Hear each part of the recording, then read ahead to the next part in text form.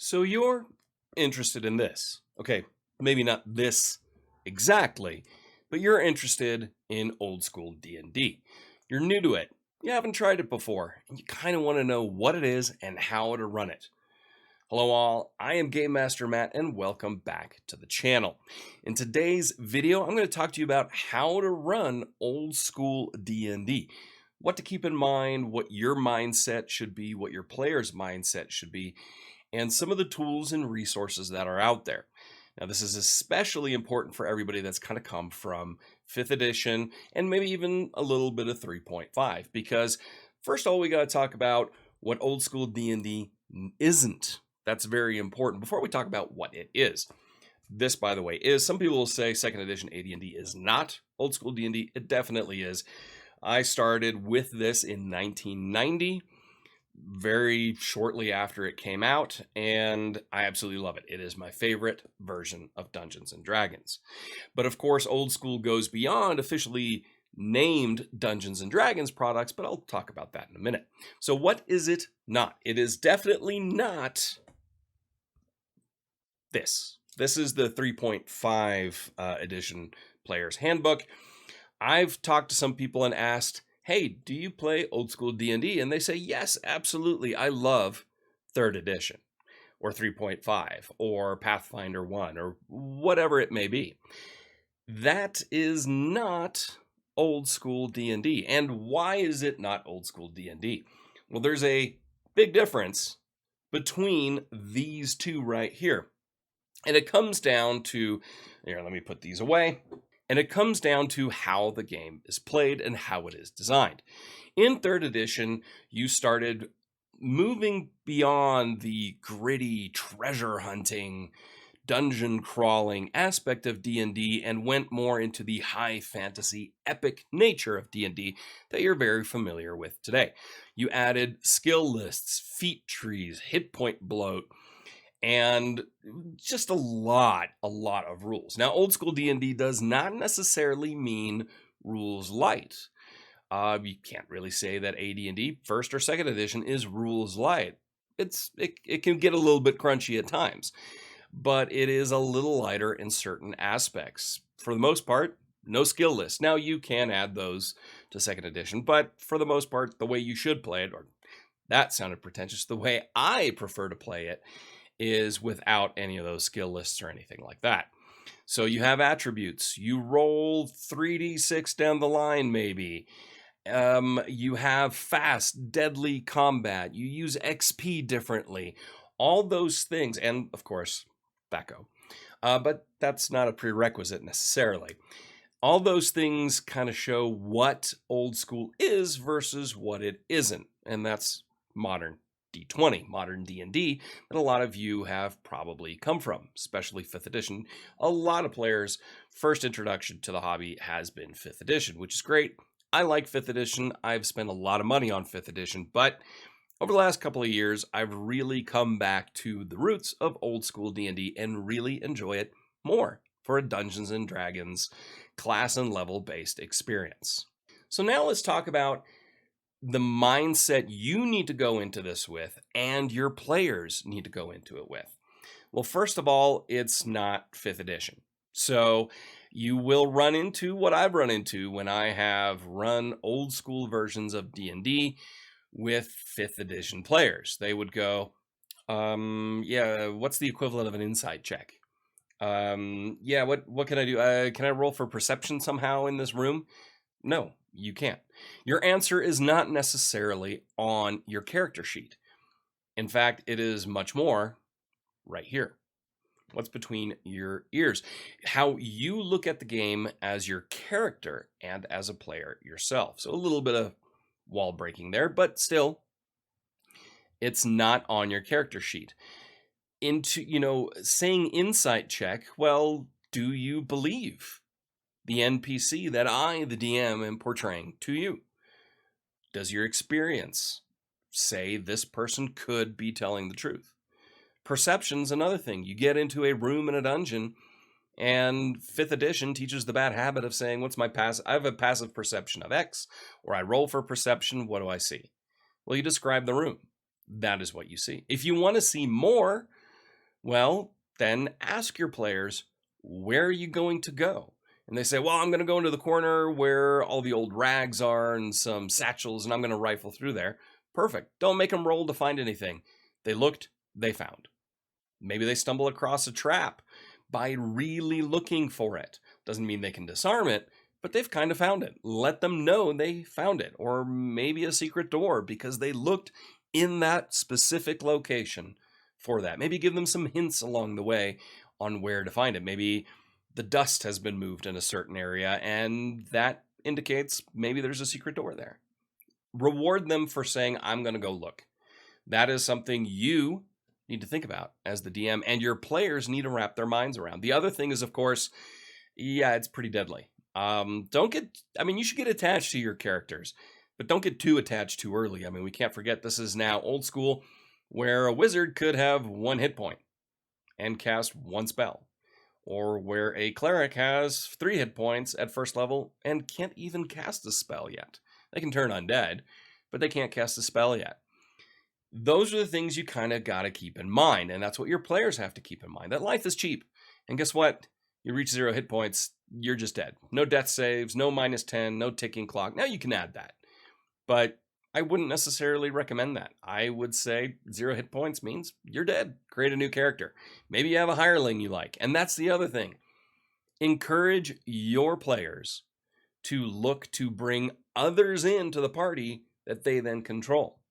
Whether it's a hireling or a mercenary, a sage, because again, you don't have this big skill list to know everything and say, I'm going to make a knowledge check. No. A nature check. No. You can ask the DM, and I would encourage you as a DM to tell your players, do I know anything about X based on Y? Give them then some information that you think they would know. Otherwise, hire a sage. Look it up in a library. Do real research. The answer is not on your character sheet. Then, of course, there is THAC0. Descending armor class, which a lot of people have made fun of in recent years, including Wizards of the Coast themselves. I don't have a problem with THAC0. That's how I grew up, but you don't need descending armor class. You can also play with ascending armor class. A lot of games, Swords and Wizardry, Old School Essentials, they have ascending armor class options that you can then play with. So don't worry too much about that. There is also a lack of, let's just say, adding new skills later on or new feats or anything like that. For the most part, in Old School D&D, you start with what you have, what you will have, and those skills, thief skills, for instance, they get better over time. You're not adding more to it. You're getting better at what your class is trained in. And that's the other thing. Skills are class-based. But you can still try pretty much anything, but the thief is better at picking a lock or moving silently, or the dwarf is better at just passively noticing a trap or some oddity in the stonework. Those things do matter. The other thing is not everybody has dark vision. There are different versions of special vision. So let player know that. It's probably a little more humanocentric world. Doesn't necessarily have to be, but it's not the length and breadth of playable races that you have in modern D20. So that's what you kind of have to keep in mind. The other mindset you have to keep in mind for yourself and your players is how XP works. Don't do milestone leveling. Don't do session-based leveling. My opinion is go really count the XP, and the number one way you count XP in Old School D&D is by treasure or treasure equivalent. You know, maybe a social challenge has a treasure equivalency in there, and you give them 100 XP, split it up by 4, everybody gets 25 XP. Yeah, you get XP for defeating and killing monsters and NPCs or whatever, enemies, but it's much lower than in modern D&D. In modern D&D, you don't really get incentivized to find treasure. You get incentivized to kill things. In Old School D&D, you get incentivized to survive and get your treasure, because you get your XP when you bring your treasure back to a safe place, not the moment you find it. So you want to survive, and don't forget, you're kind of squishy in the beginning, so survival is key. Exploration is key. And of course, dungeon crawling is part of exploration, but it can be go beyond the dungeon, go into a wilderness, go into a city, go into a castle that's not a dungeon. All of that gets rewarded through this game, much like one of my favorite computer RPGs right now in Elden Ring. Exploration is what you get rewarded with. The other thing that you and your players need to keep in mind is how combat is entirely different in old school D&D. You hear the saying quite often that treat combat as war, not sport. Sport is modern D&D, war is old school D&D. I'm going to make a separate video going into the specifics of combat in old school D&D, but just a quick synopsis here. Strategic decisions matter more than tactical decisions in old school D&D. Looking at the situation, maybe retreating, and coming back to fight another day. Getting back to Elden Ring, how many of you, including myself, have gone somewhere, gotten your butt kicked, and gone, I'm not strong enough for that one. I'm going to leave. When I get strong enough, I'm going to go back. That is old school D&D. If you play Keep on the Borderlands, and you go to the Caves of Chaos, first level adventure, yeah, and you're unlucky enough to go into the cave with the owlbear, you're probably going to die. So if you take them head on, so retreat. Live to fight another day. And if you do die, go back to town, find a hireling, make a new character, and keep on adventuring. It is fun. It is fast. And those are the things you need to keep in mind. Because the other thing for both yourself and your players to know is combat's not fair. Encounters are not balanced. There is no balance in encounters, something that, say, Pathfinder 2nd Edition is very, very specific about, or modern D20 in general. Balance, balance, balance. No, you shouldn't scale your opponents necessarily with your players' levels. Have them be in the world and maybe let your players know. So I'm not advocating for throwing a red dragon at a low-level party, but maybe let them know the dragon is there. And if they choose to go there, well, okay, then it's their decision. That's the other thing about old school D&D that you need to keep in mind. It's honestly way more roleplay heavy than modern D20. Why? Because one, answers are not on the character sheet, but the decision making of your players is more important. I would lean into hex crawl explorations, random tables, sandbox style, not super linear adventures. Focus on adventure sites versus linear adventure paths. Now, you can throw in a campaign where you have some general things happening, but let your players really make the decisions. The other thing is morale checks are a major part of the game. The monster may not want to attack. You check that out. NPCs, hirelings, check for their morale to see if they're going to go with the PCs into the dungeon. And if they did and barely came out with their lives, maybe they won't go back with the PCs again. Make it truly come to life. And old school D&D gives you that framework to do that. So those are some of the things to really keep in mind for both yourself and your players. When it comes to adventure design or campaign design, be a little looser. It is quick, it is fun. Make random tables, and I'll make a video about random tables in old school D&D as well at some point. But those are the things you really need to keep in mind as far as your mindset and your player's mindset for old school D&D. Now, what resources are out there to dive a little bit deeper into specific techniques and topics for old school D&D? Well, for one, they will be coming here to the channel. So that's one thing. But if you need to know something today, go check out Questing Beast. It is, in my opinion, the best YouTube channel out there when it comes to old school D&D. Some really great, valuable information. So what game should you lean into for old school D&D? Well, you can go to eBay. You can get first edition. You can still get basic. You can get second edition, but obviously the older it gets, the more expensive they get, and you got to be a little bit careful as far as the quality of the product, i.e. how much shelf wear does it have. But you can find second edition and first edition stuff for I'd say not unreasonable price when you look at how much modern role-playing game books cost. And then, of course, there is drive-through, or not drive-through RPG, but the DM's Guild online where you can just print on demand some things or just get the PDFs. But there are also games that are not official Dungeons and Dragons, but that lean into old school D&D.